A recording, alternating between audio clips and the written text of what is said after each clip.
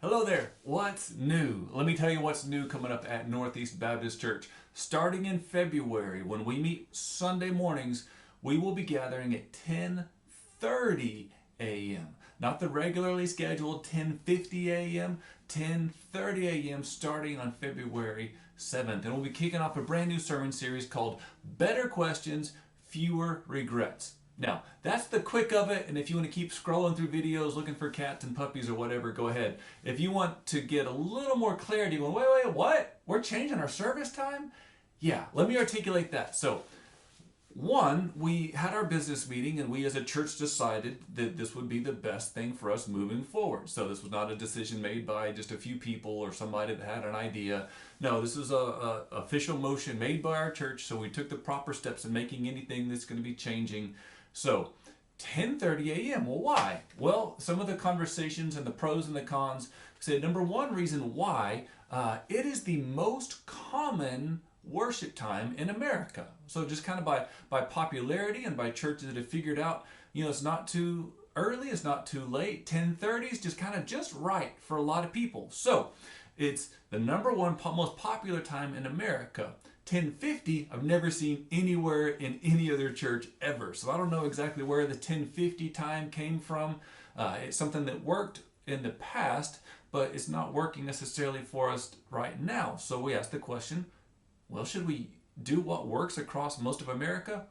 That's one reason we said yes. Another reason is because it's just easier to articulate. I can't tell you how many times we get a call in the office or we try to invite someone to our church service and they go, well, what time does it start? Well, it starts at 10:50. 10:15? No, 10:50, like 10 till 11. It's just this weird, awkward conversation. So it'll be easier to articulate. It'll be easier to invite new people to our church. And that's part of what we have to be really, really good at is inviting people to our church. Some people will be moving from other cities, other churches, and it was just kind of a common thread. If they knew, well, in my old church it started at 10:30, which it probably did, that's just an easier translation into what they're doing new at our church. So invite people for sure, and it's just an easier way to invite them. Anyway, another one of the positives, if we just doing something new, well, there's energy around newness. New churches grow faster, new buildings gain attention. Just having something new is helpful. So in the midst of like newness, do you remember like back in the day when if you drink sodas, you drink Coke, and Coke changed the formula. This is kind of a big, bold risk, changing the formula, something that some people, their taste buds are used to, and the people revolted, like, no, we want the old Coke. So what did Coke do? Brilliant strategical move. They brought back Coke, but they called it Coke Classic, and we drank it up. We still do. So if we're doing something here or doing anything new, trying something, if we kind of look down the road 6 months later and go, this isn't working, people are still coming at 10:50 or later, we'll reevaluate and maybe we'll bring back service time classic. We'll just, we always want to be honest and available and not so stuck. If we try something and if it doesn't work, we're not going to stay stuck. We're going to keep moving, taking risks, keep moving forward. That means sometimes we will fail. And as a church, I hope that we fail really well and we fail quickly, like just fail and fall forward, keep moving and doing something different. The churches that grow the most, they take some risks, and in those risks they fail, but they've learned to learn well from their failures and see what didn't work, so it gives them better ideas and better insights of what will work in their context, in their local community, and how God has hardwired them. So changing a few things like the service time. We do not ever change the things that are unchangeable. That God is love. His word is true. Jesus is Savior. So if you see any little changes at our church and you think, oh no, they're going to get heretical. No, there's some things that are non-negotiable. Church service time, completely negotiable. That's why we're changing it. Now, if you have the questions on the negative side, maybe you think, well, some people just come late anyway. They're just going to come even later. Well, my challenge is for us as a church is that you make a strong commitment. Get here, grow here, get here on time so you can grow the most. You don't miss the good music or some of the announcements in the beginning or be left out. And there's kind of an awkwardness because of the shape of our sanctuary. If you come in late, we all see you because you're kind of coming in from the sides, out of our peripheral vision. So if you come in late, it distracts from what's going on. So my big my big plea, if I can plea, like, would you just get here on time? Get here a little earlier so we can mingle at a socially acceptable distance in the midst of pandemic, because it's distracting to some people. For me, it's not necessarily as distracting, because if I see you coming late, I'm like, oh cool, they're here. I get to see you, come in.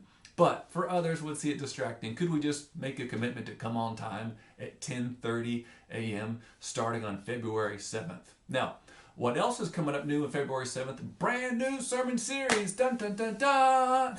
It's called Better Decisions, Fewer Regrets. And if that sounds familiar, because those words come from Andy Stanley, and he wrote a new book, and it's based around 5 main questions. And so studying from that book, getting some insights into our scriptures, is not just Andy wrote a book, so let's preach what Andy says.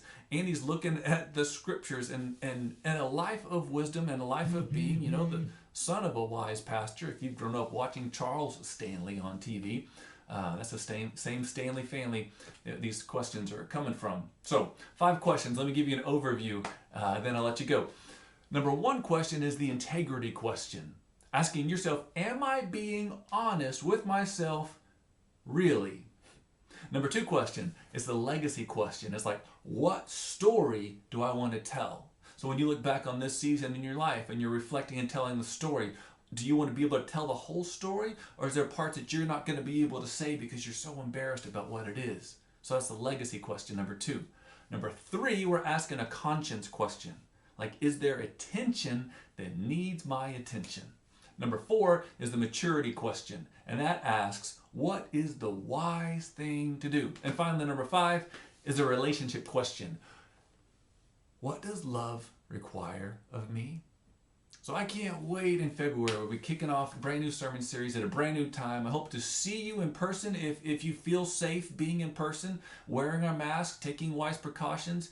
If you are still high at risk or you're having any symptoms of COVID, please stay home, watch online, and do watch online, please, as a way of staying connected. I know for several, it's easier just to take your TV remote, press power, and watch at the time that like First Baptist comes on. Do that, please. Watch First Baptist. I love Chris Johnson. He's a friend. Aaron Hufty, the worship leader, he's a friend too. I watch First Baptist sometimes. But you know what? That's not my church attendance. That's not the church that I'm plugged into and where I serve and where I know people and they know me. That's like a vitamin when you need a meal. So watch church services. I listen to at least 6 sermons a week every week, and I love it. But that's not the church that I'm plugged into. That's not the place where I have opportunities to serve and to lay down my life with fellow believers. So please continue to watch other services, be fed and nourished by sermons.